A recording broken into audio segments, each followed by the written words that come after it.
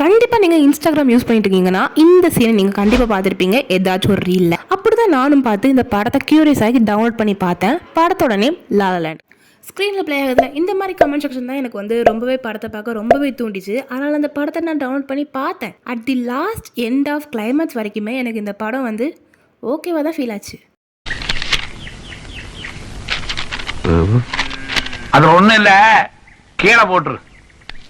இப்போ வரைக்குமே இந்த மூவி நான் குறை சொல்லி பேசுனீங்கன்னா கண்டிப்பாக என் கமெண்ட் செக்ஷன்லையுமே வந்து பேச தான் சொல்லுவீங்க. என்ன பண்ணுவீங்கன்னா இதை தான் போடுவீங்க. நான் இந்த படத்தை உங்களை மாதிரி ஒரே கண்ணோட்டத்தில் தான் பார்க்க ஆரம்பித்தேன். அதே இங்கிலீஷ் லாங்குவேஜ் தான், அதே சப்டைட்டில் தான், எல்லாமே எனக்கு புரிஞ்சுது. கதை எல்லாமே புரிஞ்சுது. ஒரு ரிலேஷன்ஷிப்பில் இருக்காங்க, 2 பேருமே செப்பரேட் ஆகிட்டாங்க. அவன் வந்து என்னமே ட்ரூ லவ்வாக இருக்கான்.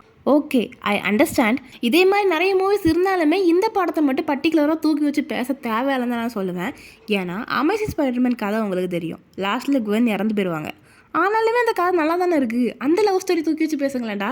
இல்லைன்னா நம்ம டாக்டர் ஸ்ட்ரேஞ்ச் இல்லையா, நிறைய லவ் ஸ்டோரி இருக்கும், நான் பார்க்காம இருந்திருப்பேன். உங்களுக்கு தெரியும்ல, அதை ஃபேமஸ் ஆகுங்க. ஏன் ஒரு ஃபேமஸான மூவியை இவ்வளோ தூரத்துக்கு தூக்கி வச்சு பேசுகிறீங்க? அதான் எனக்கு புரியல. ஆனால் அந்த படத்தை நம்பி நான் பார்க்க போகும்போது எனக்கு வந்து நீங்கள் வந்து ஓவர் ரேட்டடாக பேசும்போது அந்த படத்தை நான் ரொம்ப எக்ஸ்பெக்ட் பண்ணி பார்க்கும்போது அந்த படம் சே இவ்வளோதானா அப்படின்னு ஆயிடுது.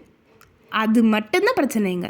ஸோ இந்த படத்துக்கான வேலிட் ரீசனை எனக்கு கமெண்ட் செக்ஷனில் கண்டிப்பாக நீங்கள் போட்டு போங்க. ஏன் இந்த படத்தை இவ்வளோத்துக்கு சொம்பு தூக்கி பேசுகிறீங்க? இவ்வளோ தான் இந்த மூவியை பற்றி எனக்கு சொல்லுங்கள். இதோட இந்த வீடியோ முடிஞ்சு.